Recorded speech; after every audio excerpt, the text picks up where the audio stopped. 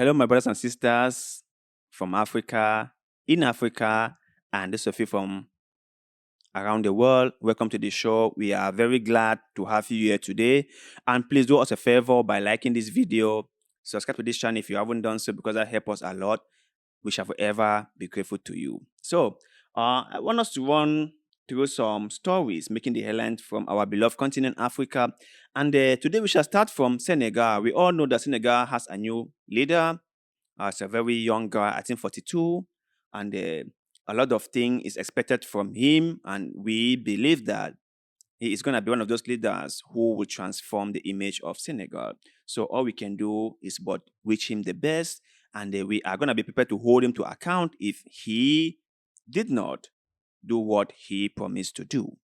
Remember, it's one thing to win an election, to become a leader, and it's totally another thing for you to really meet up to people's expectation, for you to really get the job done. So we are hoping that this young guy, Faye, get the job done. So let's continue with the first story from Senegal. Senegal's top court confirms Bassirou Diomaye Faye's election victory. Senegal's Constitutional Council on Friday confirmed the presidential election victory of opposition candidate Bassirou Diomaye Faye. The top court validated provisional results announced on Wednesday based on vote tallies from 100% of the polling stations. Faye won more than 54% of votes in last Saturday's delayed presidential poll, with ruling coalition candidate Amadou Bia taking over 35%. Faye, 44, is due to be sworn in as Senegal's youngest president on Tuesday in the city of Dianadio, according to the presidency. Well, we all wish Faye the best, and we all hope that he delivers for the people in Senegal. You know, if there is a trend in Africa that I personally is very hopeful about, is young people taking part in the political future of their country. Young people are now waking up. Young people have realized that the only way we build Africa is all of us collectively fighting and developing the country, fighting for the future of Africa, doing our best to put Africa first. That is the only way we shall build Africa. So we say kudos to Faye, and we wish him all the best as he take over the leadership of Senegal. So let's move on to our second story for the day. In Senegal, Miriam Samko is championing women's rights and agricultural sustainability. When Miriam Samko's father died when she was a young child, her mother struggled to take care of her and her siblings, as is the case across Senegal and West Africa generally. Women are not entitled to land ownership, as it is expected that when they marry, they will leave their community. After moving to her husband's town, Samko and a group of women convinced a landowner to rent to them a small plot of land in return for part of their harvest. They planted fruit trees and started a market garden. 5 years later, when the trees were full of papayas and grapefruit, the owner kicked them off. Sonko is now the president of a 150,000 strong royal women's rights movement in West Africa called We Are the Solution. She works on training female farmers who traditionally have no access to education, explaining their rights, and financing women-led agricultural projects. Sonko's training center now employs over 20 people with support from small organizations like Agroecology Fund and Climate Fund. In 1 week, Sonko and her team trained over 100 women from Senegal, Guinea-Bissau, and Gambia in agroforestry and macro gardening. After she started to earn money, people noticed that she made investments in her children's schooling and clothes. Now, another challenge has emerged affecting women and men alike: climate change.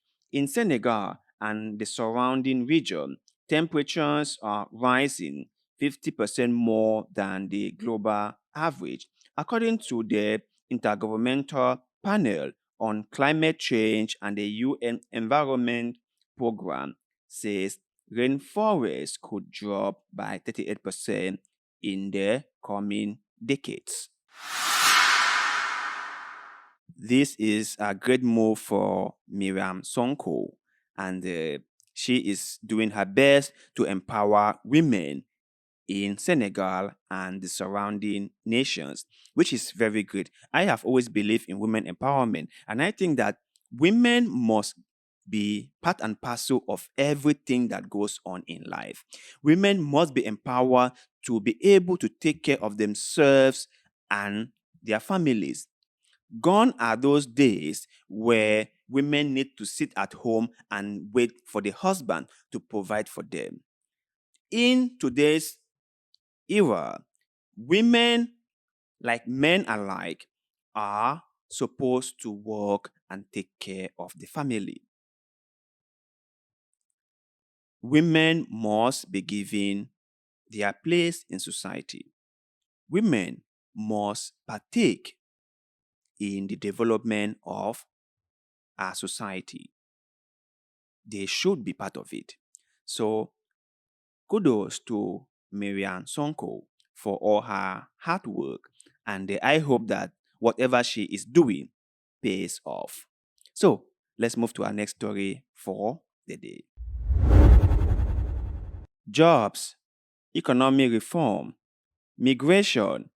Diomaye Faye's plate is full. Senegal woke up Tuesday to a new president-elect, Bassirou Diomaye Faye, a former tax inspector and political newcomer who was released from prison just weeks ago and had inspired voters, many of them unemployed youth, with a vow to fight corruption and reform the economy. Faye was catapulted into the presidential campaign after popular opposition leader Ousmane Sonko, who was barred from running due to a prior conviction, had backed him.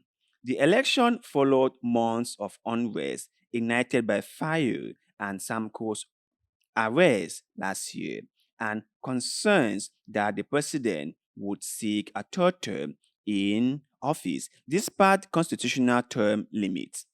The violence shook Senegal's reputation as a stable democracy in a region that has seen a wave of coups.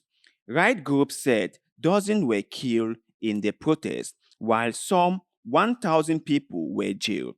Considered the anti-establishment candidate, Faye's campaign messages of economic reform and anti-corruption resonated with the youth. Almost a third of young people are unemployed, with thousands risking their lives on dangerous travels in search of jobs in the West. Tapha Indiale, a shoe seller at a small shop in Dakar, said he voted for Faye because he thought he would create an environment where more young people could get work and contribute to the country.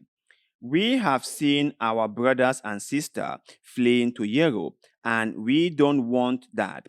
This is why we want change, because the regime that was here before did not help us, he said. Ahaji Badian, another voter, said he lost his job in 2021 and hoped for a better future with Faye. Here is a young person who worked for a month and not even served 25,000 CFA or 30,000 CFA to take care of his future. You work every day and you have nothing, said Biden. Many young Senegalese have fled the country on dangerous journeys to Europe and more recently the United States through South and Central America. Ali Tandian, a sociologist based in Dakar, said that many of those fleeing are looking for better economic opportunities.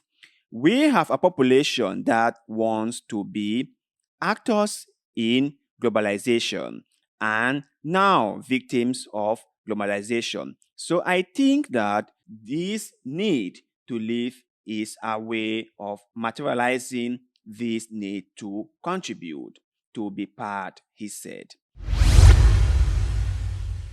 So, like I said before, we wish the people of Senegal all the best, and we hope that the young leader, Faye, will be able to deliver on what he promised.